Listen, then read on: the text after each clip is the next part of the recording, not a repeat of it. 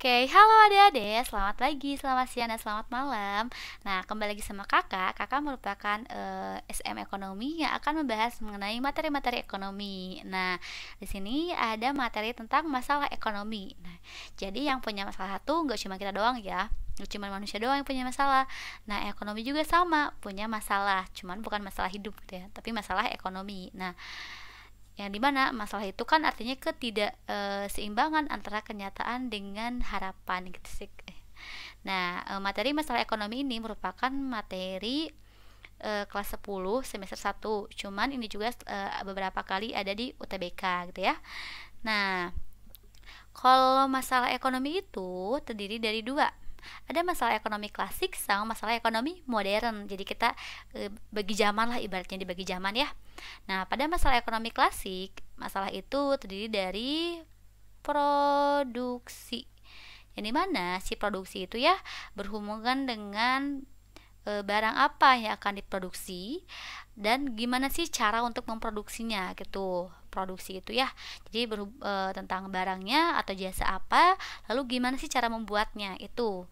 Kadang kita kan yang selalu bingung ya, mau bikin apa ya, udah tahu mau bikin apa, aduh gimana ya cara bikinnya. Nah, ini salah masalah gitu ya.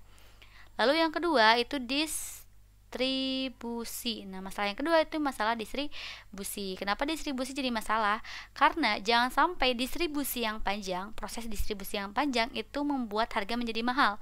Nantinya malah sampai ke masyarakat jadi mahal, kan jadi mengurangi kepuasan masyarakat ya. Nah, ini juga harus dipecahkan gitu. Jadi masalah ini tuh.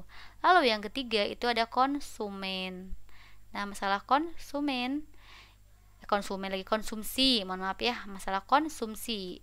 Nah, ketika udah dibikin barangnya, udah didistribusikan, apakah sudah sesuai dengan kebutuhan masyarakat atau belum gitu. Takutnya setelah dibikin malah nggak sesuai dengan kebutuhan masyarakat. Nah, ini juga jadi masalah gitu ya. Jadi ada 3 masalah ekonomi klasik, itu produksi, distribusi, sama konsumsi. Nah, lain lagi dengan masalah ekonomi modern. Kalau masalah ekonomi modern itu yang pertama berhubungan dengan apa? Barang atau jasa yang akan diproduksi gitu ya. Yang akan diproduksi. Tuh. Hampir sama sih. Jadi kebingungan tentang aduh gimana ya? Aduh, barang apa ya? Aduh, barang apa nih yang dibutuhkan masyarakat biar bisa menjadi keuntungan. Nah, itu di ekonomi modern juga sama ini masalahnya gitu. Nggak jauh beda sama ekonomi klasik gitu.